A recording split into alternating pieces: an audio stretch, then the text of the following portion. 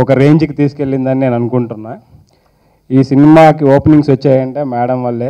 100కి 200% చెప్తున్నా.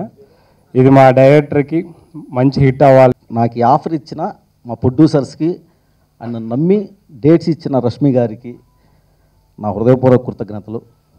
అండ్ మా tailor run చేసిన సుకుమార్ గారికి, అజయ్ భూపతి గారికి thank you sir, thank you very much. Me cinema చూసి చాలా ఎక్సైట్ అయ్యా. మీరు గెస్ట్కి రావటం చాలా ఎక్సైటింగ్గా ఉంది. సో ఇది నా డెబ్యూ మూవీ. రష్మి గారిని జనరల్గా యాంకర్గా చూస్తూ ఉంటాం, లేదంటే కొన్ని సినిమాల్లో కొంచెం గ్లామరస్గా చూసాం. నాకు జనరల్గా అదే ఫీలింగ్ ఉంది. షూటింగ్ చేసేటప్పుడు సినిమా మొత్తం అద్భుతంగా చేయాల్సిన అవసరం ఎవరికి ఉండదు. ఒక కీ సీన్ ఒక 10 4 ఉంటాయి, చాలా టిపికల్గా ఉంటాయి. ఆ సీన్స్ ఎక్స్ప్లెయిన్ చేయడానికి వెళ్ళినప్పుడు కామ్గా అలా చూస్తూ ఉంటారు సీన్ చెప్తా ఉంటే. నాకు లోపల ఒక చిన్న డౌట్, అర్థమైందా లేదా, కనెక్ట్ చేస్తున్నానా, నేను సరిగ్గా చెప్తున్నానా లేదా అని.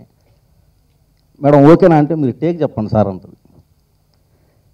సరే కెమెరా అనగానే నేను ఒక 4-5 టైమ్స్ చాలా చాలా ఎంత బాగా చేస్తున్నారు యాక్టింగ్ అని కంట్రోల్ చేసుకోలేక బయటికి అనేసా. మేడం భలే చేస్తున్నారు మీరు ఇంత యాక్టర్ అని. ఒకసారి అలా చూశారు, ఏమనుకుంటాను నాకు గురించి అన్నట్టు. సో చాలా బాగా చేశారు. అండ్ మా హీరో జై కొత్త కుర్రోడు.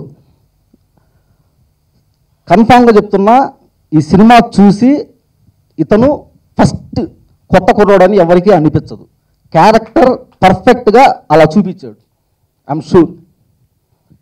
అండ్ మా టెక్నీషియన్స్ బాలరెడ్డి గారికి కథ చెప్పినప్పుడు ఒకటి చెప్పా, డార్లింగ్ సినిమాలో హర్రర్ సినిమా తీసేది, దీంట్లో 2 హైలైట్స్ ఉండాలి. ఒకటి కెమెరా వర్క్, 2 మ్యూజిక్ వర్క్. ఇవి 2 వర్కౌట్ అయితేనే నా సినిమా వర్కౌట్ అవుద్ది. ఇక మిగతా ఏం చెప్పినా, ఎన్ని డైలాగులు రాసినా ఏది వర్కౌట్ అవ్వదు. ఓకే డార్లింగ్ అన్నాడు.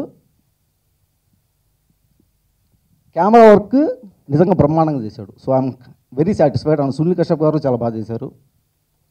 అండ్ మిగతా ఆర్టిస్టులందరికీ చాలా చాలా థ్యాంక్ యూ. ఏంటండి వీడియో నచ్చిందా? అయితే ఓ లైక్ వేసుకోండి, లేదంటే ఓ కామెంట్ చేయండి. ఎప్పటికప్పుడు మా వీడియోస్ చూడాలంటే సబ్స్క్రైబ్ చేసుకోండి.